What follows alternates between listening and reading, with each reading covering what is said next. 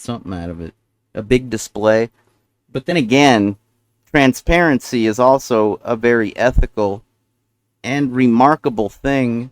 It's basically to be encouraged and basically to be respected, appreciated, and kept in context. If people aren't pulling punches, if entities aren't, if they're letting you know what's up most of the time, you know, that's pretty commendable. It's like a virtue. But Donald Trump, for whatever reason, everybody hates him. I don't really care one way or the other. This guy that made the police state movie seems to be a total Trumper. He's like, I saw one video that was entitled Donald Trump is going to be the unraveling of the police state or something like that. It was like the end of the police state. Donald Trump is the biggest threat.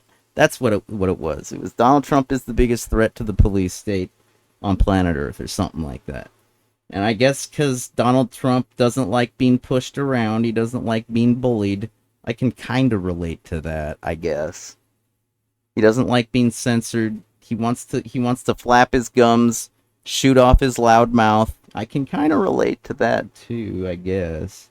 And I guess he's got a whole lot of money, and he can invest it in ending the police state. Okay, I'll believe that when I see it. But I mean, hey, if everybody watches this movie and holds him accountable to his promises, it might just be the end of the surveillance state, police state. It might be the end of prejudice and classism, because it's really the police state. It's the authorities that holds us all back. The bully is the police state that keeps us all underwater, holding our head down. And, it's a mentality. It's a way of life. Security exists to protect people. Protectors are protectors. Bullies are bullies. There's a thin line. You know what I mean? Just because you're powerful and you can beat the fuck out of somebody, it doesn't make you a hero. It doesn't make you a badass. It doesn't make you a protector. It just makes you a bully a lot of the time. You get it. You get it. And violence is the worst kind of bullying because that leaves injuries, and injuries, though mental wounds are bad, you see how mentally wounded I am on a lot of my streams. I would say spiritually, but I can't prove that.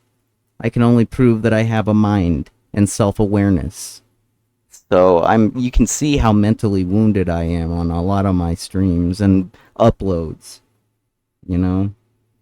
So, yeah, bullying of a verbal nature is pretty destructive.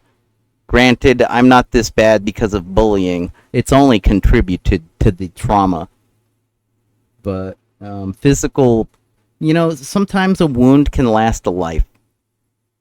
An injury can last a lifetime. Think about that the next time you want to beat somebody's ass.